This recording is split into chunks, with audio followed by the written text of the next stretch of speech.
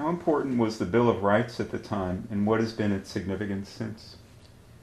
The Bill of Rights, which is what we call the first 10 amendments to the Constitution, was added in 1791, 1792, a few years after the ratification of the Constitution. It was really a requirement. Many of the anti-federalists, that is, people who opposed ratification of the Constitution, were won over by the promise that that a Bill of Rights would be added as soon as Congress met, which indeed did happen. Now, the Bill of Rights, of course, lists the basic civil liberties which Americans are to enjoy: freedom of speech, freedom of the press, freedom of religion, the right to a speedy trial by jury, the right to be protected against cruel and unusual punishment, etc., etc.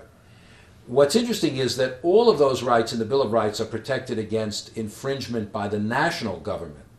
The first words of the First Amendment are, "Congress shall pass no law." In other words, they didn't apply to the states. Many states continued to violate citizens' liberties in many ways. The Bill of Rights had little impact when it was passed. In fact, it's only in the 20th century that the Bill of Rights really becomes the basis for a great deal of legal decision-making. But it did put into the language of American politics this language of rights, of citizens' rights against the government, certain basic rights which government does not have a right to infringe on, and therefore it helped to expand the idea of liberty that most Americans had.